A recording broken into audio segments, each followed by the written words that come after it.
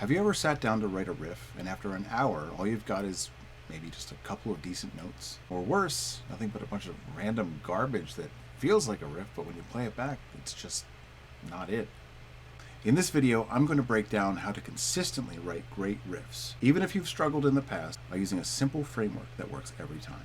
But first, before we get into that, there's one critical mistake that most people make when writing riffs, and if you don't fix this first, nothing else will really matter. So before you even pick up your guitar, ask yourself, what is this riff supposed to do?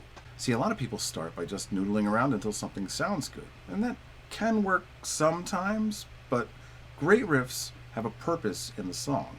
Is your riff leading the charge, the part that everybody remembers? Is it supporting the groove, locking in with the bass and the drum? Is it really just filling out the harmony and sustaining chords behind a more prominent element in the song, like the vocals? Because here's the thing, the best riffs aren't just a collection of notes. They work with the whole band. For example, if the drums are driving the momentum, then your riff might be more static, focused on power or sustaining and filling out the harmony. If the bass is locked into the groove of the drums, maybe your riff is adding motion. And speaking of motion, that brings us to the next piece of the puzzle. Some riffs are all over the place, lots of fast-moving notes.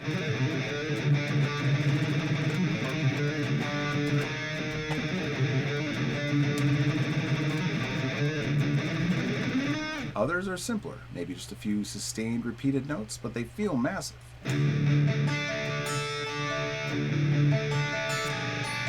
So before you overcomplicate things, ask yourself, is this riff busy or static? A busy riff needs space around it, so it doesn't just turn into musical soup.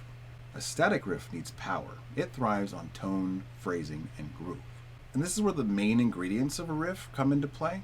But before I break those down, there is something else that can completely change how your riff feels, even if the notes stay the same. A riff is more than just notes. In fact, it's made up of two key elements. First, there's rhythmic motion. This is the engine. What's the subbeat value? What's the time signature? What's the interesting accenting pattern that makes this riff feel unique? Second, though, there's the chord progression, or maybe the implied chord progression. Even if you're playing single notes, the way your riff moves implies or suggests a harmony. And this is where style matters. But before you lock yourself into one riffing style, you need to ask yourself one big question. How many guitars does it take to play this riff? Some riffs sound amazing when you're playing by yourself, and then they fall apart when you play with a full band. Others only sound right when there's two or more guitars layering different parts together. That's why you need to think about, firstly, the live version. Can you play this with one guitar, or do you need two? Then there's the studio version. Like, are you going to layer multiple guitars over each other to kind of get the perfect version of your idea? And how many guitars does that take? And are you going to use effects? Are you going to use panning? And all that stuff too, because that's really what happens on albums most of the time. Because you see, some of the most iconic riffs in history rely on multiple layers that you don't even really notice right away, but they make all the difference.